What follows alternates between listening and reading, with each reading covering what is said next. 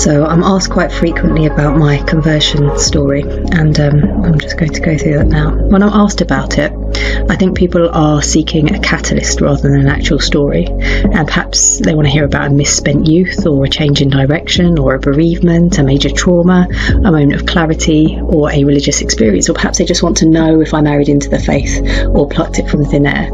There is clear but mostly unspoken wonder, not just about the conversion and the experience that led to it, but also an interest in this particular faith, and why, with all the possible avenues one could have taken, why would I choose Islam? And the fact is that there's very little time to actually give a whole story when people ask that question, and that's why I'm doing this video. So if you have the staying power for the whole thing, well done you. It's not a simple answer why I converted. My stock responses usually do refer to the catalysts. Firstly, Maulana Rumi's Masnavi, which turned what had once seemed as a basically super rational social system, Islam, and a clearly defined confident belief system, with fairly dogmatic and strict rules, into a vision of love. So that was definitely a catalyst for me, and it broke my heart, but in a good way. There was no particular verse or line that I found intellectually compelling. It was not the structure of the composition or the sweetness of the imagery. I'm no poet, and I'm in no place to make such critical observations. Much more than that, in reading Maulana Rumi, this great spiritual master spoke to me. I connected with him. He guided me, and through his guidance, veils were removed and I experienced the world in a different way. There came with this experience not an acceptance of Islam, but a real knowledge of the existence and truth of God, and his mercy, and his closeness. The path that had swept me along to this knowledge was Islam, and I could not possibly doubt its veracity, and so I accepted Islam. It wasn't a path that I had sought. It wasn't a question of associations or relationships or cultural interest. In honesty, from the outside, Islam didn't look especially appealing to me. It seemed austere and harsh. So much for the prejudices introduced by years of misleading influence. I accepted Islam not as a choice, but in the same way as one will accept a mathematical equation if they understand the workings. It just is. Growing up, I had always had an interest in that which was deeper. I've always been uncomfortable with small talk, and I have a sense of strong justice, which I believe was part of my nature, but also nurtured by my parents, who were very much encouraged doing the right thing at the expense of personal gain. These characteristics don't necessarily make you likeable, and certainly as a younger person I found it a struggle to find my place in the world. I found it hard to strike a balance to be seen as normal when growing up. As a result, I sided with the outcasts and found it easier to understand that I didn't need to be like everyone else. But along with this comes a new normal or subculture, and so I found myself pulled into a realm that still didn't represent me in a satisfying way. These norms of a subculture are no easier to manage if you still don't essentially accept these norms. In my teenage years, my angst, partly the result of not really knowing who I was, a condition shared by many teenagers, I enjoyed expressing myself through music and poetry. I felt strongly about things, and I liked to support a cause. However, I always had a butterfly mind, quick to move to a new idea, and as such was never really good at finishing anything.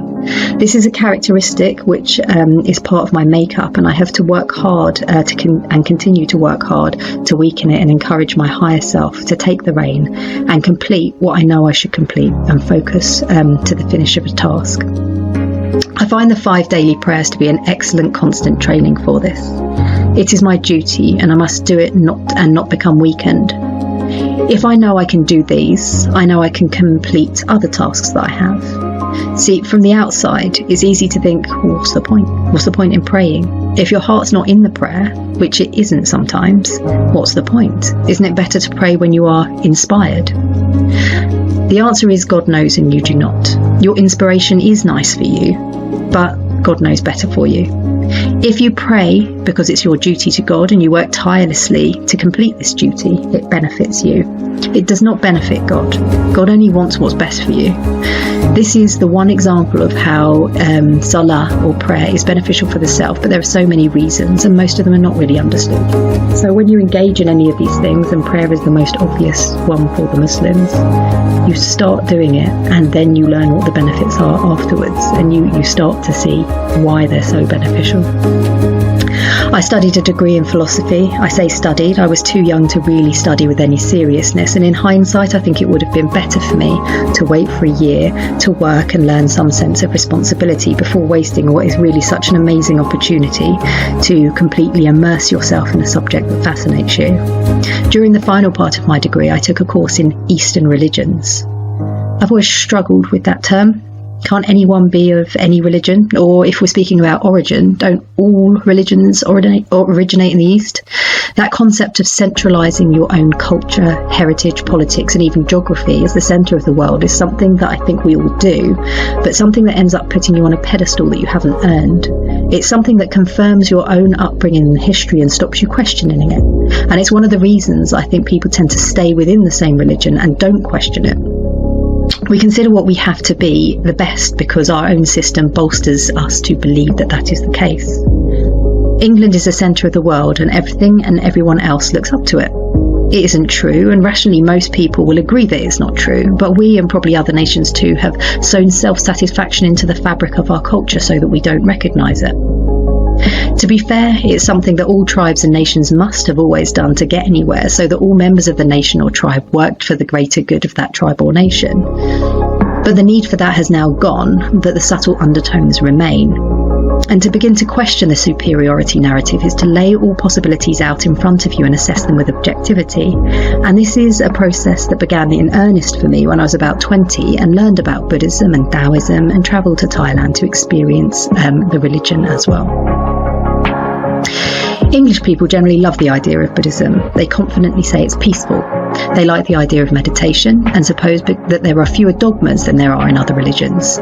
It's a funny one really, because you get people of all religions who interpret the religion as one that promotes peace within the world community and peace within the heart. For genuine adherents of all religions, peace is a foundation. Of course it is.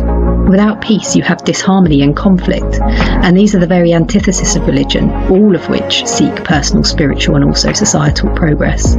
So all religions at their core are peaceful. No one is more so than the other, that is, except in the effectiveness of the message they give. So they are more peaceful the more truthful they are, the more truth there is in their message.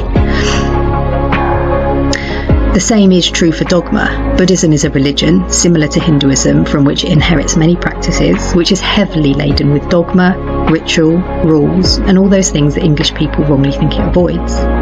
The truth is, if you look at religion of a large group of people, most of whom don't just challenge rather than being active adherents, they maintain their religion only through ritual and dogma, and so it's part of all religions, equally as people don't really differ that much in their application of principles. So people always have dogmas, people will always be using rituals no matter what the religion is. And the purpose of me saying that is that the branding of different religions is so different, but actually at their core they're all pretty similar, and there are just some adherents that some people choose to use as examples. For example, the Buddhists are all peaceful and the Muslims are all not. That's just the branding as it's gone. What perhaps is what people mean is that they like philosophical Buddhism, which does purport at its core the ideas of non-violence, the impermanence of the self, and the possibility of stilling the self enough to realise truth. These truths are found at the philosophical the philosophical levels of all religions though. Many Muslims will look with shock at the practice of lay Hindus in Indian villages, as they are so different from Muslim practices. However, if someone who understands the philosophy of Islam actually speaks to a philosophical Hindu, they will be able to see quite a lot of connections and similarities, and they'll see more similarities than differences. So I engaged a little with Buddhism and studied it from academics at the university as well as from monks in the temple. I loved the act of self-sacrifice, and I still value that. To be able to crush your own desires in favour of something else is a virtuous challenge and a great exercise in self-control. The disciplining of the lower self is a necessary battle for the spiritual adherent of any tradition. We all have a self that lays out its desires and commands. Some of what it desires may be good, and some of what it desires may be bad. When the lower self is insistent on eating too much or satisfying sexual urges in a hurtful way, or tells you to sleep all day long, most people, whether religious or not, have managed to train the self through education, societal programming and good parenting not to submit to it. This is generally because it's understood that the self will ultimately benefit from not engaging in these things, even though it may desire them. For the spiritual seeker, it's necessary to understand that the disciplining of the lower self, or nafs in Arabic, is a constant training, and there's a virtue in training the nafs to submit to the higher self, even when the lower self is not asking for anything obviously bad. For example, if you prefer pasta and you don't really like rice at all, you can eat rice as a spiritual exercise. It's not that the rice or pasta matters to the state of the world or has any worldly benefit to you, but that not to give the nafs what it wants forces it to submit. There are a lot of Islamic practices that seem arbitrary or irrelevant to the non-Muslim, but many of them, even though the Muslim may not fully understand their worth, is a spiritual exercise of training the nafs in favour of following the practice of the Prophet, peace be upon him, in favour of demonstrating that love and exercising the higher self, even when they cannot explain to you the full benefit. For example, the Prophet, peace be upon him, used to drink water in 3 sips and sit as he did so. When you're busy and you're thirsty, you just want to glug at water. To train your lower self to do as he did is disciplining in itself, and though there will be other benefits to these practices, just the disciplining of the lower self is enough. With Buddhism, I really struggled with meditation to begin with, having, as I did, an unfocused mind and an untrained lower self. But I learned a lot from it. I started to train myself to become more focused and to not always submit to my own will and desire. And this is something that is practiced very stringently in the Islamic tradition, and so I feel my flirtation with Buddhism was good practice for what was to come. Although all systems and traditions which help the individual to find truth and which lead to a better path are beautiful and are to be respected, I found Buddhism limiting, a road without a destination or a story without a conclusion, a life without a reason. I didn't really fully rationalise what this meant to me until much later. My last year in university, in 2001, a historical year for the relationships between the world religions, 9/11 and the branding that went along with it, we were all swept up in. These Muslims, with their harsh religion trying to take our freedom from us. I didn't submit to the idea that all Muslims are terrorists, of course, but there is no doubt that, like most other headline readers, I accepted the branding presented by the media. Islam was a dark and not a peaceful religion, unlike, of course, Buddhism. This was in the back of our understanding for a long time, but at the same time as these things happened, we watched things like Bend It Like Beckham, which came out, which showed integration and the complexities that British Asians faced, and which showed that actually Sikhs and Hindus, it confirmed our view that Sikhs and Hindus were okay, but that Muslims perhaps weren't necessarily. After university, I went on to teach training to become a religious education teacher. In England, that means learning about and teaching about religions and all religions and none, and trying to inspire pupils to be accepting of all of them. When I went to my first teacher training school, there was a vast number of Muslim Pakistani pupils, about 60% of all pupils were, and it became incumbent upon me to learn the religion better. Up to that point, I had a much better knowledge of Buddhism, Hinduism and Sikhism, and actually I was delighted by the clarity of Islam. In fact, it got to a stage where whenever a pupil asked me a vague question about life after death or God or anything that they might ask in a religious lesson, I always found myself answering from the point of view of Islam. The reason I would do this is because the reasons made sense, they satisfied the query and were clear and basically uncontested. I noticed this, but I didn't think much of it. I was fascinated by how the town that I was in had such a high proportion of Asians who were Muslim, and I noticed, having been brought up closer to Southall, that they looked less colourful than Hindus, and frankly they looked like they had less fun. I developed friendships in the community with some of these Pakistani Muslims and was amazed at how insular and secretive they were, and how they retained their Pakistani heritage almost as a shield from the lack of acceptance that they felt by the wider community. I don't think that post-2001 was easy for Muslims in England for a good 10 years, but especially for these small, insular and badly understood ethnic enclaves of Muslims from which some intention to terrorism did sadly arise, no doubt mainly because of a feeling of rejection growing up in an environment that made no effort to understand them and demonise them as something other. The racism in schools through the 70s to 90s was unchecked and had a big consequence for community cohesion, no doubt.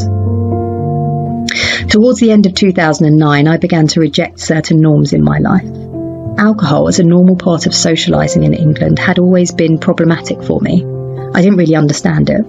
Moderating alcohol intake and the reactions people have to it are so varied that there's no normal. So many times I watched people on the floor doing something dangerous, feeling awful, breaking their relationships. I heard of people being raped or sexually abused. I heard of people abusing people and raping people, of being violent and everything, all just because they were drinking. And there's a weird cultural softening that goes with it. People laugh it off, and it's remarkable the way that they do that. When you chat about it, people have a semi-shame and an acceptance of, oh, I was just drunk. But the question is, if you behave like that or have a danger of behaving like that, does it ever make it okay? Some people respond that, well, 1 or 2 is okay, and perhaps that is true, but I've only ever seen one person, who was my grandmother, actually employ that and really never go beyond the 1. To a lesser or greater degree, alcohol causes people to lose control. You watch the conversation slip into slightly inappropriate territory even just after 1 drink. People will say that it's relaxing and that's why they drink, and I accept that it can be, but the danger is that even if it is just 1 time in 10 that you behave even slightly badly as a result, is that really something that becomes okay for you? Is morality compromisable because you can't be bothered to find another way to relax? And the question there is also, did you always find it relaxing? When you first drank alcohol, did it relax you? Or was it after it became habitual, and then to a lesser or greater degree, something that you can't really do without in a social situation? For me, however I looked at it, no matter the obvious rejection of the culture of my place, the drinking of alcohol is insupportable, and so I stopped doing it. And this wasn't at the time a precursor to becoming Muslim. I wasn't preparing, but what did happen was that I had more clarity of thought, and I would seek other things to do, both socially and for the sake of relaxing, and I would read. A friend of mine at work, who'd noticed that I was becoming increasingly interested in Islam, long-term loaned me The Alchemy of Happiness by Imam al-Ghazali. It sat on my desk, rather large and imposing and foreign-looking for a long while. I had a copy of the Quran in English translated by Halim. I still have this same copy. My first reading of it as a non-Muslim had me seeking to refute the religion, and I did find that there were comments related to women and slavery which made me feel very confident that this was a negative religion. In fact, so confident I was that I would go to the local mosque and quiz the manager there. I found his responses rationally satisfying and realised that I hadn't really understood what I had read, and so I did more research. This Imam al-Ghazali book continued to look at me from the desk, and eventually I did read it. In it, I found an explanation of what I had not really understood when I read the Quran. In fact, I think a lot of people who are interested in Islam assume that the best thing to do is to read the Quran, and I always advise against it. The translations and commentaries vary and do not actually give the flavour or the context in the way that the non-Muslim mind can grasp. The Quran should be read with the heart, and that is not an easy practice to develop. It's a constant developing that will occur through the whole life of the Muslim. I started to accept that I had rationally got Islam wrong, and that actually there was a super-rational system that addressed issues and ideas in a way that I didn't even know existed. It was a beautiful picture. In fact, it was a beautiful picture, but it was a picture that I was looking at through a window. It did not belong to me, nor did I covet it. It was just a beautiful thing that was quite other, and it wasn't something that I necessarily wanted. And so I began to engage discreetly with Muslims at work. The friend who'd loaned me the Al-Ghazali book was a great source of help and answered questions without ever making me feel put upon or overwhelmed. She herself had a spiritual guide, and she asked me to come and meet him. I did so, and for me he was a nice man who obviously commanded a lot of respect from people. When she asked me how I felt, I said I felt calm, but I didn't really give much more thought to it than that. I left, and I was happy to have met him. What she tells me now is that he said she'll be a Muslim before I leave to go back home. And over the next week, while reading Maulana Rumi, my heart shattered into 1,000 pieces. And it was as though I could actually watch every part of me drop to the floor and then be gently raised to be reformed, suddenly strong and suddenly making sense. And it was as though I was looking at a world in a different way, but with the same eyes, like those magic pictures you see, the magic eye pictures where you adjust your vision and can't believe what was in front of you, that you'd never seen it before. felt an overwhelming longing towards that thing of which I was now aware. The poet will describe it like the longing of a lover for her beloved. That may be the closest you can get to describing it. I remember one evening doubled over in floods of tears in search of the beloved, and what I realised now was that I was in sajda, which means prostration, and I was facing towards Qibla, which is the direction of prayer. I began eating halal food only, and I'm sure that this discipline gave me further clarity. I started to learn how to pray. These solitary early prayers were some of the most intense and wonderful I've ever experienced. I knew where I was going there, and I came to basically accept it. I took my Shahada a few days before the beginning of Ramadan 2010. I think it's easy to think that the story of conversion ends with the acceptance of Islam, but that's very much not the case. It's just a manifest representation of the turning point, and the turning point will have started at the beginning of your life. The journey to God is a long and beautiful road which begins with Shahada. Many trials you face, but you are rewarded for your striving, and this is essential. This is the main part of a believer's journey. It's not how much you do, it's how much you try, and how much you pick yourself back up when you are down, and how much you challenge yourself to improve. The Muslim who's never prayed and begins in earnest praying once a day, compared to the Muslim who has always prayed all prayers every day their whole life and finds it easy to do so, will find such sweetness in the striving alone. I personally find learning and memorising Quran very challenging, but that I keep trying despite this, I know is the essential thing. Sometimes the reward for the things that you do and the striving is open and easy for others to see. Sometimes it's not yet known and won't be known. And sometimes it's a secret between the lover and the beloved. My first year after conversion was one where I felt bathed in light. Everything was ease and progress. Doors opened and I stepped through them as I had taken a step back, as I had taken a step towards Allah, and Allah came running.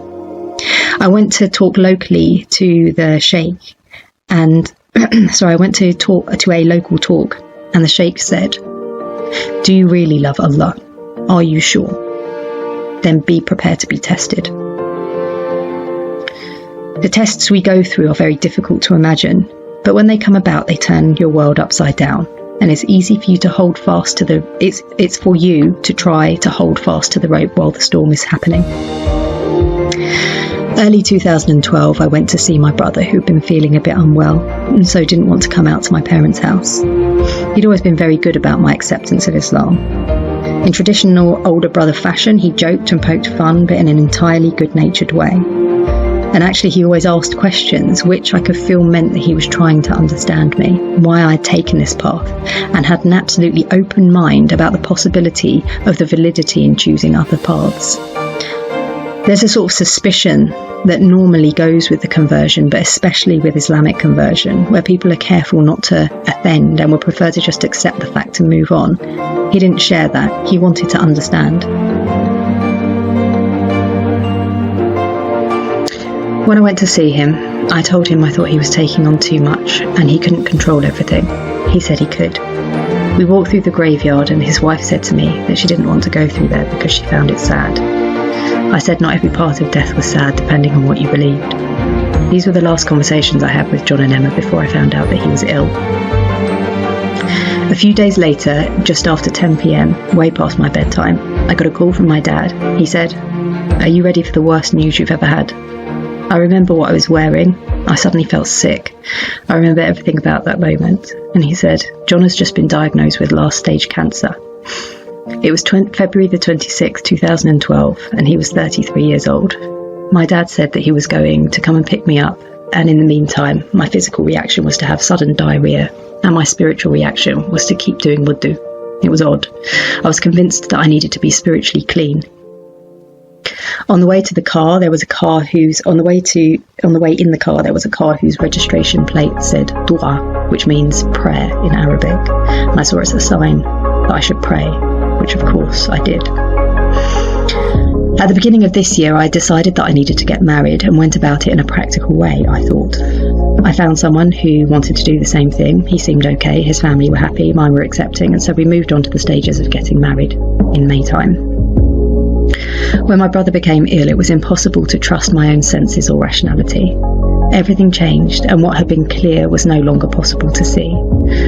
I think had my brother not been ill, I would not have gone through with the marriage, as there were many instances which suggested to me that it was the wrong decision. But because I just assumed my feelings were the result of my brother's illness, I buried them and carried on anyway. We got married towards the end of May. My brother was at this time paralysed by the cancer which raged over him, and he wasn't there.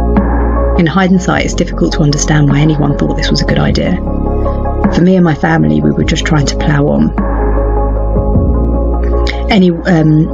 We really didn't know what we were doing. John died on the 4th of July 2012, 2 days before his 34th birthday. I knew he was going to die. My teacher, Dr. Shakib, who supported me through this time and beyond, very practically told me quite early on in his illness not to pray for a miracle, because this illness meant death. Despite the preparation, the pain and breaking of the self is indescribable. I felt like I had a limb cut off. In fact, 11 years later, I still do. I've just learnt to accommodate it. My brother was my only sibling. We were close and we liked each other. He knew me in a way that no one else ever had or ever will. To say a part of me died when he died is a cliche, but it is true. I think for my parents, the suffering that they felt was impossible to reconcile with faith. Unless you've lost a child, you can't know, and I can't know, but the sadness for them is still there 11 years later, and I'm sure it always will be. For me, this was a test of faith. The death of my brother, his suffering, and the suffering of my parents, his family, his daughter, all of it is difficult to cope with. Before John died, I never got angry. It was just something I never felt. Irritation perhaps, but not anger. After he died, I would fly into rages which were painful. My poor daughter, who was 5 at the time, had too much to deal with my sudden explosions for no reasons, followed by collapsing on the floor in floods of tears. These episodes went on for at least a year, and at the same time as divorce, something that happened pretty soon after the marriage, and also being isolated up north without anyone. My daughter was my absolute saviour at that time. I'm not sure if she can even understand how much that was the case now. It was the twists and turns of this year that cast a shadow over my path. I still believed, I still prayed, I still fasted Ramadan, but everything was dark. The longing had gone. It was cold there. It was a type of faith that lacked spirit, and the warmth of proximity was just a memory. I met my husband while in this state. He was not hugely practicing, but we shared ideals and values. He knew that there was something dormant in me that I was hoping would erupt again, but it took a while. After the birth of my second daughter, who was a very difficult baby, I started realising that I wanted to connect more with my Islam. I went to a class at one of my local mosques. The woman who delivered it was lovely, and I couldn't fault anything that she said. I just felt a little uncomfortable. That night, I had a very dark dream, and I woke up and texted my friend and said that I wouldn't be attending the class anymore, and I needed something more Sufi.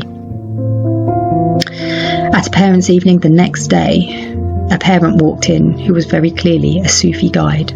And these people, although they walk amongst us, you don't normally notice that they're there.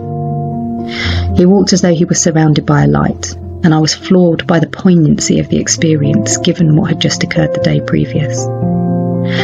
The following day from the parents' evening, I asked his daughter about her father, and she said he wants you to call him. So it is in this way that guides can read your spiritual level, they can read your need, and they're there to help you all the time. They can actually read you. So he knew that I needed him, he knew that I wanted to speak to him, though I said nothing to him. The spiritual guide is like a rope that you can hold on to. Your faith may stay with you, but it may leave you if you, like I did, have a cast of darkness put over it. So I spoke to Sheikh Tahir and was interested that he was Qadiriya, because my previous teacher, Dr. Shakib, who I wanted to take an oath with and to be his disciple, was actually Chistiya, but he told me that I was Qadiriya. My husband and I started a journey with the Sheikh. It was like starting at the very beginning again. It is through my relationship with him and his Khalifa, Sheikh Shamsuddin, that I realised how far I had fallen. Saying you're a Muslim and doing the basic acts is just not enough. A Sheikh guides you to open doors through which a light shines. We've been with our Sheikh for 2 years, and it's been life-changing. Had I had them for those dark days of 2012, those days would not have allowed me to sink so low. Alhamdulillah, I know I will face trials and difficulties, but I now hold firmly to the rope. I'm close to the sheikhs, and their prayers and proximity is like a torch, so I get to see the beauty of the path, and I'm propelled to continue down it, enjoying the journey and wanting to see what happens next. It won't always be easy. If it was, it wouldn't be a journey. But I have the support and security, not only of my worldly family, my lovely girls, my husband, my dear parents who are still here despite their own trial and still help with everything and stay close. We also have our sheikhs, and that's a relationship that doesn't end.